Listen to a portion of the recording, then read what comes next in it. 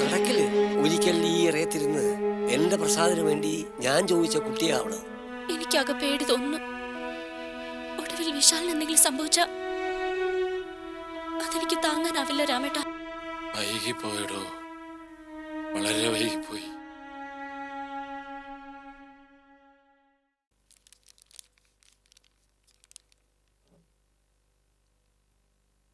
അച്ഛാ,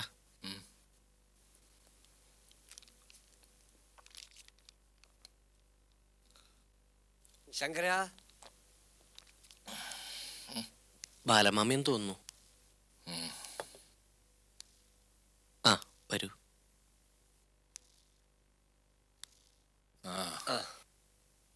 താനൊന്ന് വന്നിരുന്നെങ്കിലെന്ന് ഞാനൊരു ഇത്തിരി മുമ്പ് കൂടി വിചാരിച്ചു. ഇരിക്കടോ മോനെ, ബാലമാമയ്ക്കൊരു ചായ എടുക്കടാ. ഏയ് ഒന്നും വേണ്ട. സുമിത്ര എവിടെ? ബാങ്കിലാ.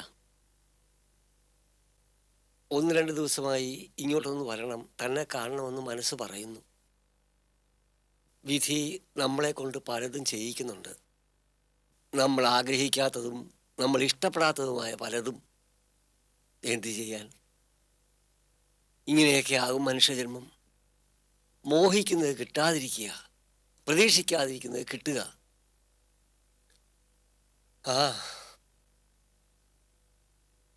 യമുനയുടെ വല്ല വിവരവും?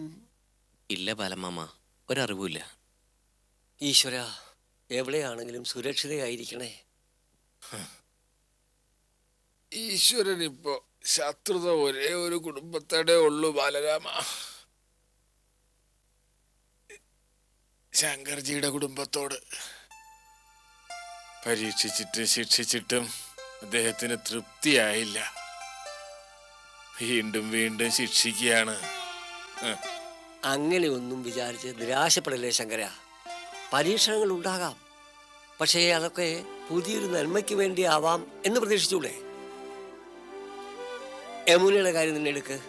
അവൾ നമ്മളെയെല്ലാം ഉപേക്ഷിച്ച് വീട് വിട്ടു പോയപ്പോൾ നമ്മളെല്ലാം ദുഃഖിച്ചു. പക്ഷെ അവൾ നശിച്ചില്ലല്ലോ. കേരളം മുഴുവൻ അറിയുന്ന ആർട്ടിസ്റ്റായില്ലേ, അവാർഡ് നേടിയില്ലേ?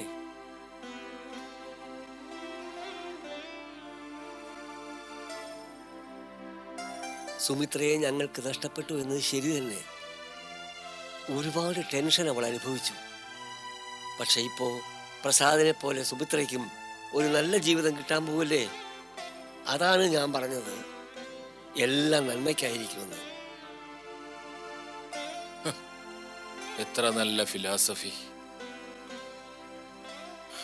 പ്രസാദിന്റെ കാര്യത്തിൽ ഇത് 100% ശരിയാവാം. പക്ഷേ എന്റെ കുട്ടിയുടെ ജീവിതം. ശങ്കര, എന്തു പറ്റി? എന്താ ബാബു? അത് സുമിത്രേച്ചിയുടെ വിവാഹം. വിവാഹം നടക്കില്ല. നടക്കില്ലേ? നീ എന്താ ബാബു ഈ പറയുന്നത്? മോതിരം മറ്റോ കഴുകുകയല്ലേ? എന്നിട്ട്? എല്ലാം എന്റെ തെറ്റാണ് ബാലരാമ. എന്തിനും ഉത്തരം കണ്ടെത്താനാവുമെന്ന് വിശ്വസിച്ചു. അർത്ഥമില്ലാത്ത ആത്മവിശ്വാസം. മത്സരബുദ്ധിയോടെ ഞാൻ കാട്ടിയ വാശി ഒരു നിമിഷത്തേക്കെങ്കിലും ഒന്ന് വേണ്ടെന്ന് വെച്ചിരുന്നെങ്കിൽ എന്റെ സുമിത്രയുടെ ജീവിതം ഇങ്ങനെയാവില്ലായിരുന്നു. എനിക്കൊന്നും വ്യക്തമാകുന്നില്ല ശങ്കര. ദിലീപുമായുള്ള വിവാഹം നിശ്ചയിച്ചുറപ്പിച്ചതല്ലേ, പിന്നെന്താ താൻ ഇങ്ങനെയൊക്കെ പറയുന്നേ? ദിലീപ് ഈ ബന്ധത്തിൽ നിന്ന് പിന്മാറി ബാലരാമ. പിന്മാറിയോ? എന്താ കാര്യം? മനസ്സിൽ ആദ്യ ഭർത്താവിനെ സൂക്ഷിക്കുന്ന ഒരു പെണ്ണിനെ എങ്ങനെ ഒരാൾ വിവാഹം ചെയ്യും? എനിക്കൊന്നും പിടികിട്ടുന്നില്ല. അതേടോ, എന്റെ വീഴ്ചയും അത് തന്നെയായിരുന്നു. സുമിത്ര പ്രസാദിനെ ഒരിക്കലും വെറുത്തിരുന്നില്ലെന്ന് ഞാൻ മനസ്സിലാക്കിയില്ല. പക്ഷേ ദിലീപ് മനസ്സിലാക്കി. അയാൾക്ക് അവളെ സംശയമായി. അത് സത്യമാണോ എന്നറിയാൻ അയാളുടെ ബന്ധുക്കൾ ഇവിടെ വന്നു. സംസാരത്തിന്റെ അവസാനം ദിലീപ് ഇട്ട മോതിരം സുമിത്ര ഊരി അവർക്ക് തിരിച്ചു കൊടുക്കുകയും ചെയ്തു.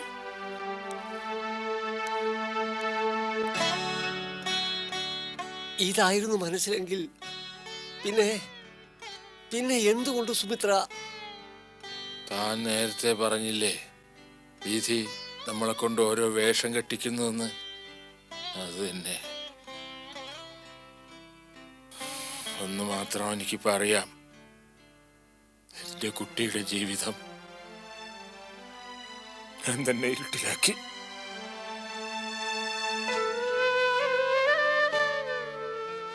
ഏയ് ശങ്കര, ഇങ്ങനെ തളർന്നു പോകലേ. ഒരിക്കൽ ഈ ഇറയത്തിരുന്ന് എൻ്റെ പ്രസാദിന് വേണ്ടി ഞാൻ ചോദിച്ച കുട്ടിയാ അവള്. ഞങ്ങളൊക്കെ ഒരുപാട് സ്നേഹിച്ച കുട്ടി. അവളുടെ ജീവിതമൊന്നും അങ്ങനെ ഇരുട്ടിലാണ്ട് പോവില്ല.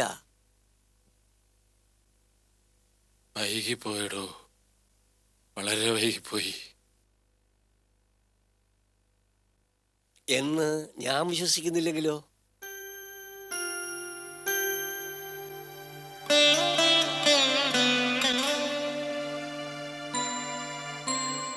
ഒന്നും വൈകിട്ടില്ല.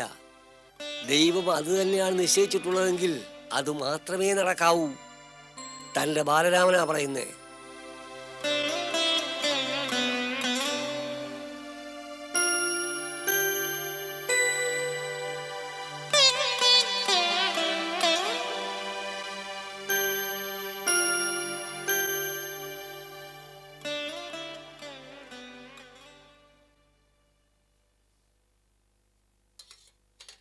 പോയി വന്ന ശേഷം വളരെ സൈലന്റ് ആണല്ലോ ബാലമാമ. എന്തു പറ്റി? ശങ്കർ സാറിന് ഒരു കുറവുമില്ലേ? തെറാപ്പി നടക്കുന്നുണ്ട്. എന്നാലും പരാലിസിസ് അല്ലേ, ഭേദമാകാൻ കുറച്ച് സമയമെടുക്കും. ഫിസിയോതെറാപ്പി കൊണ്ടും മാറ്റം വരാത്ത കേസുകളുണ്ട്. എന്റെ കൂടെ വർക്ക് ചെയ്യുന്ന അരവിന്ദന്റെ അമ്മയ്ക്ക് 1.5 കൊല്ലത്തോളം തിരുമല നടത്തിയതാ. ഇപ്പോഴും സ്ഥിതിയിൽ ഒരു ചേഞ്ചും ഇല്ല, കിടപ്പ് തന്നെ. അതുപോലെയല്ല ഇത്. അന്ന് ഹോസ്പിറ്റലിൽ നിന്ന് കൊണ്ടുവന്നതിനേക്കാൾ കുറേ മാറ്റമുണ്ട്. 4-5 മാസം കൊണ്ട് ചിലപ്പോൾ നല്ല ഇമ്പ്രൂവ്മെന്റ് ഉണ്ടായേക്കാം. ഉണ്ടായാൽ നല്ലത്. പിന്നെ അവിടെ വിവാഹത്തിന്റെ ഒരുക്കങ്ങളൊക്കെ നടക്കുന്നുണ്ടല്ലോ ബാലമാമ. വിവാഹമോ? ആരുടെ വിവാഹം? എന്താ ബാലേട്ടൻ അങ്ങനെ ചോദിച്ചത്? അടിച്ചടുത്ത് തന്നെ വീണ്ടും അടിക്കുകയാണ് ഈശ്വരൻ.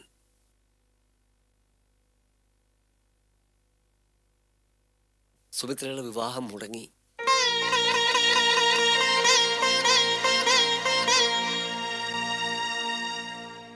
സത്യമാണോ? അതെ. ദൈവമേ, ഇതെന്താ ഇങ്ങനെ? എനിക്ക് വിശ്വസിക്കാൻ പറ്റുന്നില്ല. എന്താ ഉണ്ടായത് ബാലേട്ടാ? നിശ്ചയം വരെ കഴിഞ്ഞിട്ട്. ശരിയാണ്. പക്ഷേ മനുഷ്യന്റെ മനസ്സല്ലേ, അതിന് താലി കെട്ടുന്ന ആ നിമിഷം വരെ അങ്ങോട്ടും ഇങ്ങോട്ടും ചാഞ്ചാടാമല്ലോ. ദിലീപിനും ആ ചാഞ്ചാട്ടം ഉണ്ടായി. ദിലീപിനോ? എന്തുകൊണ്ട്? വിഷയം നമ്മുടെ പ്രസാദ് തന്നെ. ഒരു കാലത്ത് പ്രസാദിന്റെ ഉള്ളിൽ ഒരു സംശയത്തിന്റെ വിത്ത് വീണിരുന്നില്ലേ? ഇപ്പോൾ അത് ദിലീപിലേക്ക് മാറി. സുമിത്രയ്ക്ക് ഇപ്പോഴും പ്രസാദിനോട് താല്പര്യമുണ്ടെന്ന് ദിലീപ് സംശയിക്കുന്നു. എന്റെ ഈശ്വര, എന്താ ഈ കേൾക്കുന്നേ? അയാൾക്ക് എന്തിനാ അങ്ങനെ ഒരു സംശയം? ഒരു കഥയില്ലാത്ത സംശയമാണല്ലോ അത്. പഴയതെല്ലാം നേരിട്ടറിയാവുന്ന ആളാണെന്നല്ലേ പറഞ്ഞത്? എന്നിട്ടാണോ ഇങ്ങനെ? ഇത് സത്യമാണോ ബാലമാമ? സത്യമാ മോളെ. ആ വിവാഹം മുടങ്ങി. നിശ്ചയത്തിനിട്ട മോതിരം സുമിത്ര ഊരി കൊടുത്തു.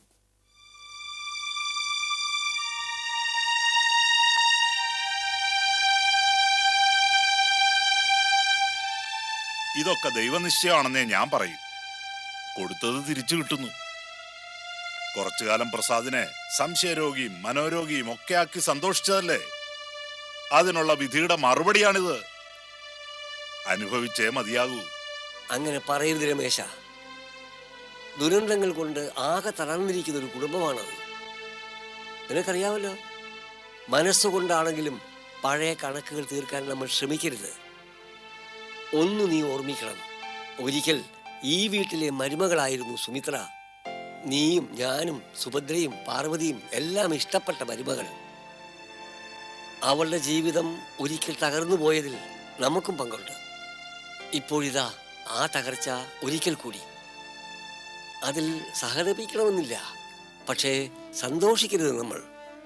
സുമിത്രയുടെ ജീവിതം തകർന്നുപോയി എന്ന് ബാലമാമൻ പറഞ്ഞല്ലോ. തകർന്നത് സുമിത്രയുടെ മാത്രമായിരുന്നോ?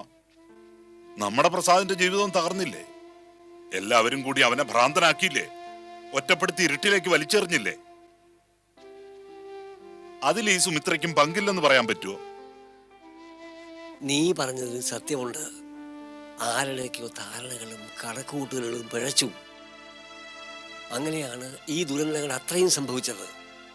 പക്ഷേ പ്രസാദിനോട് കരുണ കാണിച്ച ദൈവം സുമിത്രയെ കൈവിട്ടല്ലോ എന്ന് ഓർക്കുമ്പോൾ എനിക്ക് വേദനയുണ്ട് രമേശ, സഹിക്ക വയ്യാത്ത വേദന. ആ കുട്ടിയെ രക്ഷിക്കണമെന്ന് മനസ്സ് പറയുന്നു. പക്ഷേ പക്ഷേ എങ്ങനെയെന്നും ഒരു രൂപവുമില്ല.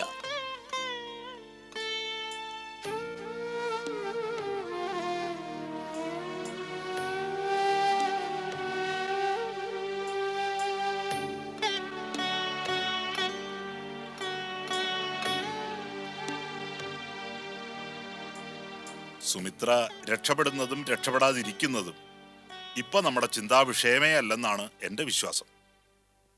പക്ഷേ എനിക്കങ്ങനെ വിചാരിക്കാൻ പറ്റുന്നില്ല രമേശ.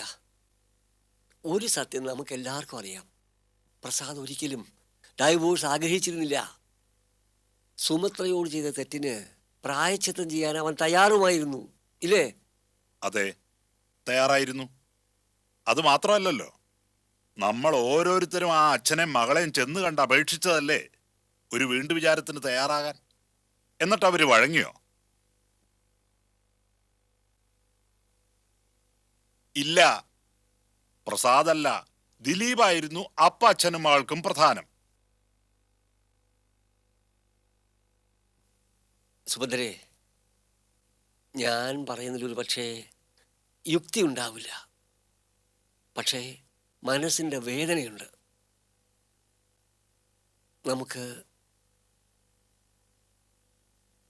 നമുക്കൊന്നുകൂടെ ആലോചിച്ചൂടെ?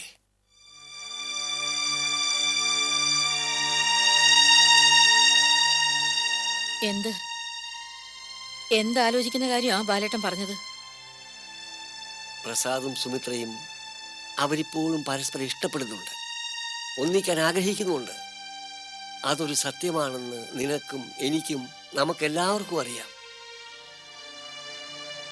ആ നിലയ്ക്ക് ബാലേട്ടൻ എന്താ ഈ പറയുന്നത്?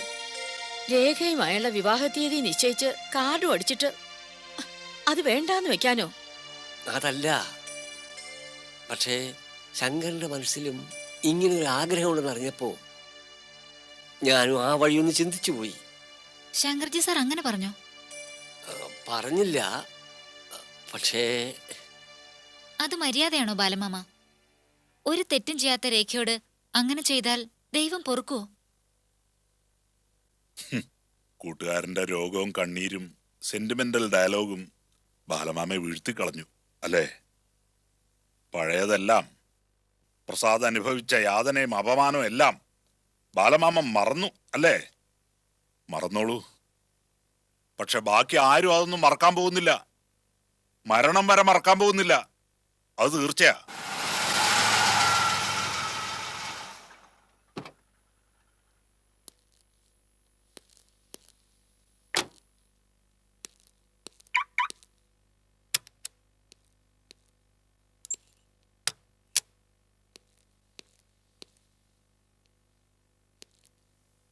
എന്താ ഇവിടെ വല്ലാത്തൊരു സൈലൻസ്? എല്ലാവരും വളരെ ഗൗരവത്തിലാണെന്ന് തോന്നുന്നല്ലോ. എന്താ രമേശേട്ടാ? ഏയ് ഒന്നുമില്ല പ്രസാദ്, നിന്റെ കല്യാണക്കാര്യം ചർച്ച ചെയ്യായിരുന്നു ഞങ്ങള്. അതെന്താ അത്ര ചർച്ച ചെയ്യാൻ? ലോകത്തിലെ ആദ്യത്തെ കല്യാണം ഒന്നുമല്ലല്ലോ. എൻ്റെ ആദ്യത്തെ കല്യാണമല്ല, പിന്നെന്താ?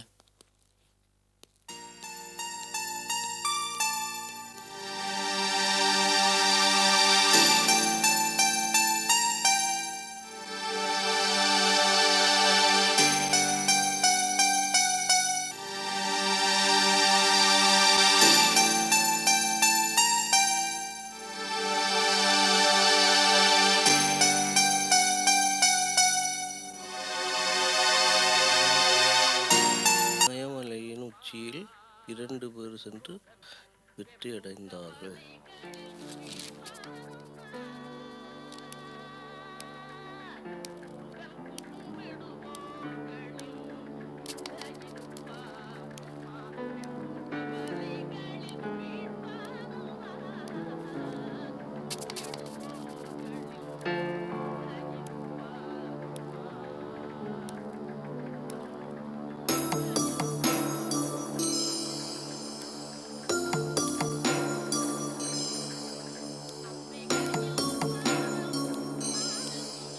டேய் கொஞ்சம் நில்லப்பா.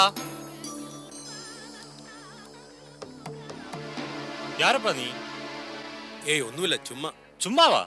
உன்னை இங்க பார்த்ததே இல்லே. ഞാൻ ചുമ്മാ എപ്പടി വന്നേൻ. அப்படி சும்மா இங்க சுத்தக்கூடாது கேட்டியா? அதுக்கான இடம் அல்ல இது. ശരി ശരി.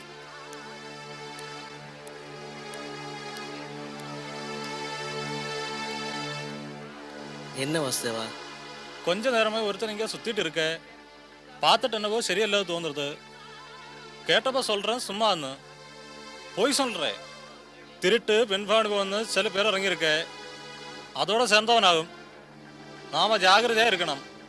ம்.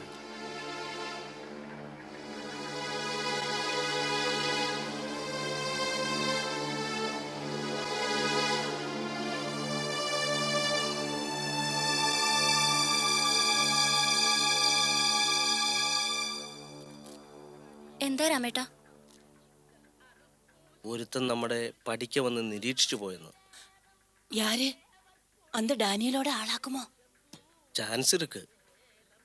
എന്തായാലും യമുന ഒരു കാരണവശാലും പുറത്തേക്ക് ഇറങ്ങരുത്. ഞാൻ പറഞ്ഞതൊന്നും പൂർണ്ണമായി ഡാനിയൽ സാർ വിശ്വസിച്ചിട്ടുണ്ടാവില്ല. വളഞ്ഞ ബുദ്ധിയാ. ഏതെങ്കിലും കയ്യാളുകളെ ഇവിടെ നിർത്തിയിട്ടാവും തിരിച്ചു പോയത്.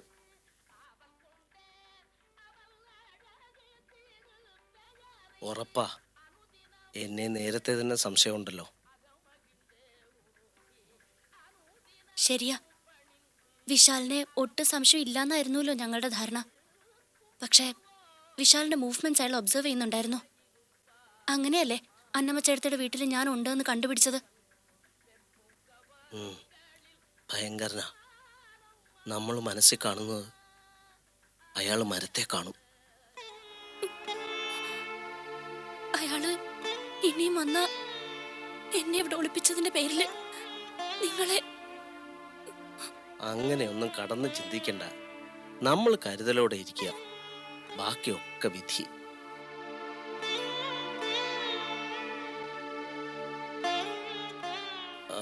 അല്ല, വിശാൽ എവിടെ? അതിരാവിലെ പുറത്തു പോയതാ. എന്തിനാ ഇപ്പൊ അവൻ പോയത്? പുറത്താരൊക്കെയാ എവിടെയൊക്കെയാ പതുങ്ങി നടക്കുന്നതെന്ന് ഒരു പിടിയുമില്ല. ആപത്ത് വിലക്ക് മേടിക്കണോ? ദാ മോളെ, ഇപ്പൊ പോയത് പോയി. ഇനി വിശാലിനെ ഇതിന് പുറത്തേക്ക് വിടരുത്. சொன்னா கேட்கவே மாட்டான். எத்தனை தடவை சொல்லியிருக்கேன். விஷாலுக்கு பயமே கிடையாது. ഭയം വേണം. മുതലയുള്ള കുളത്തിലേക്ക് എടുത്തു ചാടിയാൽ മുതല പിടിച്ചങ്ങ് തിന്നും. അതൊക്കെ പേർ ധൈര്യമില്ലേ? മടത്തനം. ஆமா ஆமா. ആമാ ആമാന്ന് ചുമ്മാ ചൊന്നാ പോരാതെ നീ ഇതാ ഗവനിക്കണം. ம் சரி, இனிமே நான் கவனிச்சுக்கிடுதேன். ആ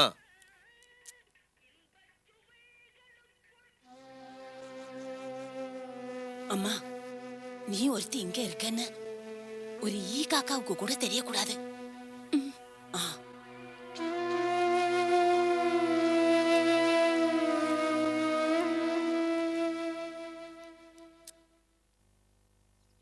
രേഖ പ്രസാദിനെ വിളിക്കാറുണ്ടോ? എന്തിനാ സർ? എന്തിനാന്നോ? ഇത് കൊള്ളാം. വിവാഹമൊക്കെ ഫിക്സ് ചെയ്തല്ലേ? ഇനി ഇടയ്ക്കൊക്കെ ഫോൺ ചെയ്ത് കുശലം അന്വേഷിക്കണം, തമ്മിൽ കാണണം, കൊച്ചു വർത്താനമൊക്കെ പറയണം. ഇതൊക്കെ ചില കീഴ്വഴക്കങ്ങളാണ് കുട്ടി. ചിരിക്കാനല്ല പറഞ്ഞത്. ഇതുവരെ ഇല്ലെങ്കിൽ ഇന്നു മുതലങ്ങ് സ്റ്റാർട്ട് ചെയ്യണം. മനസ്സിലായോ? ഡേ ടു ഡേ വിശേഷങ്ങളൊക്കെ അറിയണ്ടേ? പരസ്പരം അറിയാവുന്നവരല്ലേ സാർ? ഇനി വിശേഷിച്ച് എന്തറിയാനാ? ആ, നിന്നെ കാണാത്തോണ്ട് ഞാൻ അന്വേഷിക്കാൻ തുടങ്ങിയായിരുന്നു. ഇപ്പോഴല്ലേ കാര്യം പിടികിട്ടിയത്. ഇത് കല്യാണ വീടല്ലേ, അപ്പോ വീട്ടിലെ ജോലിയൊന്നും കല്യാണ പെണ്ണിന് ചെയ്യാൻ പാടില്ല. മനസ്സിലായോ? ഉം, ഉം. ആ കേട്ടോ ജയന്തി, ഞാൻ പറയുകയായിരുന്നു, രേഖയും പ്രസാദുമായി നോ ഫോൺ ഡയലോഗ്, നോ കൊച്ചു വർത്തമാനം. രണ്ടുപേരും അവരവരുടെ കോണ്ടിനൻസിൽ വളരെ സീരിയസ് ആയി അങ്ങനെ കഴിഞ്ഞു പോവുക. അതെന്താ രേഖ അങ്ങനെ? ഇടയ്ക്കെങ്കിലും ഒന്ന് വിളിച്ചൂടെ? അതിലൊരു രസമൊക്കെ ഉണ്ട് കേട്ടോ. അങ്ങനെ അങ്ങോട്ട് പറഞ്ഞു കൊടുക്കടോ. ഞങ്ങളുടെ കാര്യം അറിയാമോ കുട്ടിക്ക്? റിംഗ് എക്സ്ചേഞ്ചിന് ശേഷം ഞാനും ഇവളും ശരിക്കും കാമുകന്മാരെ പോലായിരുന്നു. അല്ലേടോ? പറഞ്ഞു കൊടുക്കടോ. അതെ രേഖേ, ഒരു മിനിറ്റ് ഫോണിന് റെസ്റ്റ് ഇല്ലായിരുന്നു. ഓ, അന്നത്തെ ഫോൺ ബില്ലൊക്കെ ഒന്നെടുത്ത് നോക്കണം, ഭീകരമായിരുന്നു. എപ്പോഴും എന്നെ വിളിച്ച് ശല്യം ചെയ്തുകൊണ്ടിരിക്കും. അത് ശരി, ഇപ്പൊ കുറ്റക്കാരൻ ഞാനായോ? ഒരു ദിവസം ഞാൻ വിളിച്ചില്ലെങ്കിൽ എന്തായിരുന്നു ഇവളുടെ പിണക്കവും കരച്ചിലും? ഞാൻ കരഞ്ഞിട്ടൊന്നുമില്ല. ഇല്ലേ? നുണ പറയണ്ട. അതിനെ ഞാൻ സാക്ഷികളെ വേണമെങ്കിൽ ഹാജരാക്കും. ഓ പിന്നെ. നോക്കൂ കുട്ടി, ഞങ്ങൾ ഈ പറഞ്ഞതൊന്നും എക്സാഗ്രേഷൻ അല്ല, വാസ്തവമാണ്. പ്രസാദിനെ ചികിത്സിച്ചിരുന്നപ്പോ രേഖ ദിവസവും അയാളുടെ സുഖവിവരങ്ങൾ അന്വേഷിച്ചിരുന്നല്ലോ, എനിക്ക് ഓർമ്മയുണ്ട്. പിന്നെ ഇപ്പോഴെന്താ ഒരു നെർവസ്നെസ്? ഞാൻ സീരിയസ് ആയി പറയുക, സമയമുള്ളപ്പോ രേഖ പ്രസാദിനെ കാണണം, സംസാരിക്കണം. അതൊക്കെ വേണ്ട കാര്യങ്ങളാ, മനസ്സിലായോ?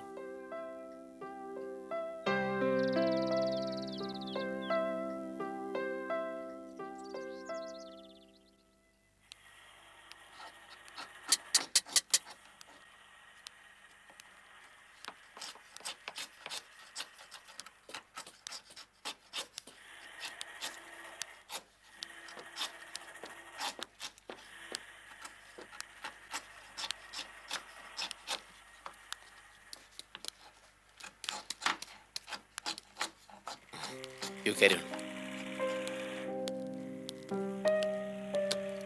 Good morning, doctor. Good morning. ഇതൊരു സർപ്രൈസ് വിസിറ്റ് ആണല്ലോ.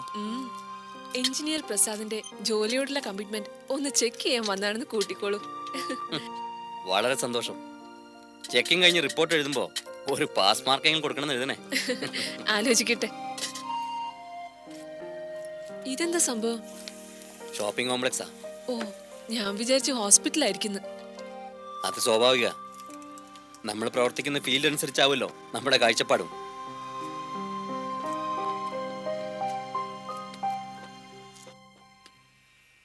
ഇവിടേക്കായിട്ട് വന്നതാണോ അതോ ഈ വഴിക്ക് എങ്ങനെ പോയപ്പോ? വഴിതെറ്റി വന്നാണോന്ന് അല്ലേ? അല്ല, വഴി ചോദിച്ചു തന്നെ വന്നതാണ്. ഒരത്യാവശ്യം. എന്റെ ഹെൽപ്പ് വേണ്ടുന്നതാണോ? അതെ. എങ്ങനെ ഞാൻ സഹായിക്കേണ്ടത്? ഒരു ഹോളിഡേ റിസോർട്ട് പണിത് തരണം. ഏ? അത്ഭുതപ്പെടണ്ട, എനിക്ക് വേണ്ടിയല്ല, എന്റെ കൂട്ടുകാരിക്ക് വേണ്ടിയാ.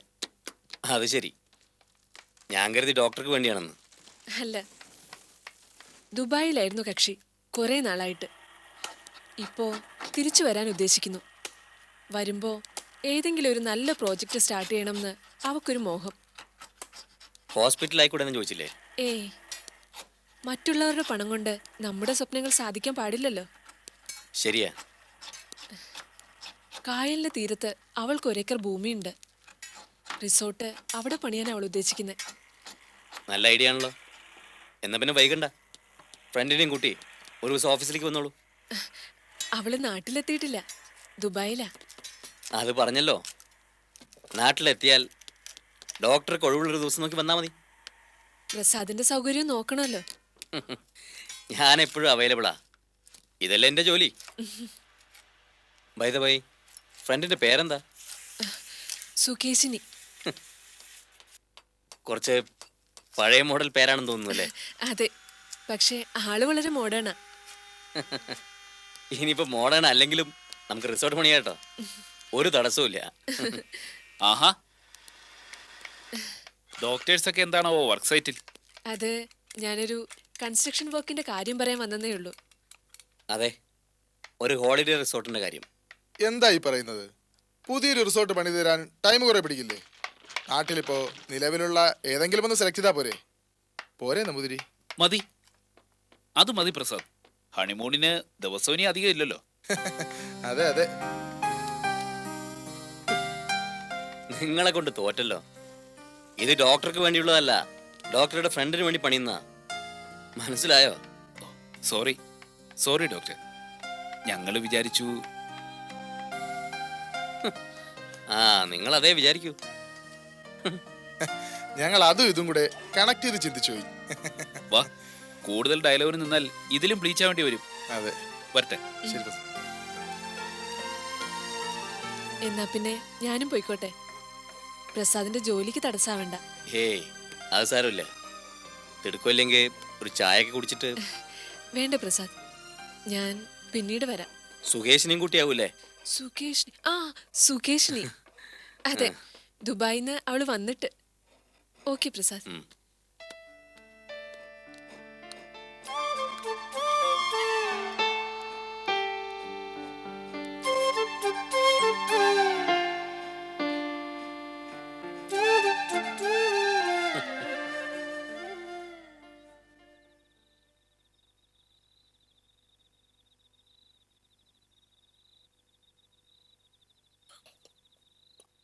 പുറത്ത് അന്വേഷിക്കാവുന്നിടത്തൊക്കെ അന്വേഷിച്ചു, യാതൊരു അറിവില്ല. ഇനി എന്ത് ചെയ്യും? മൊബൈൽ എടുത്തിട്ടുണ്ടോ വിശാൽ? ഇല്ല, കൊറേ ദിവസമായി അത് ഓഫ് ചെയ്ത് ഇവിടെ വെച്ചിരിക്കല്ലേ. എനിക്കാകെ പേടി തോന്നുന്നു. രാവിലെ ഒരാൾ ഇവിടെ വന്ന് നോക്കിയിട്ട് പോയിന്ന് പറഞ്ഞില്ലേ? ഒരു പക്ഷേ വിശാലിനെ അയാളെങ്ങാനും തിരിച്ചറിഞ്ഞിരിക്കോ? കടവുളേ, ഏയ്, അങ്ങനൊന്നും സംഭവിക്കില്ല. പിന്നെ വിശാൽ എവിടെ? ഒരിക്കലും പുറത്തുപോയി ഇത്രയൊന്നും താമസിക്കാറില്ലല്ലോ. ചിലപ്പോ ആരെങ്കിലും സംശയിക്കുന്നു തോന്നിയിട്ട് എവിടെയെങ്കിലും ഒളിച്ചു നിൽക്കുകയാവും. ആ அப்படி இருக்கலாம். அவன் ரொம்ப புத்திசாலி. யாராலும் அவனை ஏமாத்த முடியாது. ബുദ്ധി കൂടിയാലും പ്രശ്നമാ, വെറുതെ ബാക്കിയുള്ളതിന് ടെൻഷൻ ഉണ്ടാക്കാൻ. എന്നെ രക്ഷിക്കാൻ വേണ്ടിയാ വിശാൽ ഇറങ്ങി തിരിച്ചത്. എന്നിട്ട് ഒടുവിൽ വിശാലിന് എന്തെങ്കിലും സംഭവിച്ച അതെനിക്ക് താങ്ങാനാവില്ല രാമേട്ടാ. പാവോ വിശാല്. അവനൊന്നും ഉണ്ടാകില്ല കുട്ടി. മല്ലി പറഞ്ഞതുപോലെ അവനെ ട്രാപ്പിലാക്കാൻ ആർക്കും പറ്റില്ല. അത്ര മിടുക്കനാ അവൻ. മോൾ അതും ഇതും ആലോചിച്ച് വെറുതെ തീ തിന്നാതെ. ആ, നിങ്ങൾ കഥ പടച്ചിരുന്നോ? ഞാൻ ഒന്നുകൂടെ തിരക്കിയിട്ട് വരാം. വേണ്ട രാമേട്ടാ, രാമേട്ടനും അവരുടെ നോട്ടപ്പുള്ളിയാ. പുറത്തു പോയാ അത് അപകടവാ. ഞാൻ പുറത്ത് പോകാതിരുന്നാലാ മോളെ സംശയം തോന്നുക. മല്ലി சொன்னதெல்லாம் ஞாபகம் இருக்கில்லையா? வெளியே யாரு வந்தாலும் கவனிச்சுக்கணும். யமுனை முறியடைச்சிடணும். அந்த சிவகாமியோட குழந்தைகள் வந்தா உள்ள விட வேண்டாம். நியூஸ் பேப்பர் மாதிரி ஆக்கும். ஆமா. சரி, நீங்க போங்க, போய் சீக்கிரம் வாங்க. நீ கதவை சாத்திக்கோ.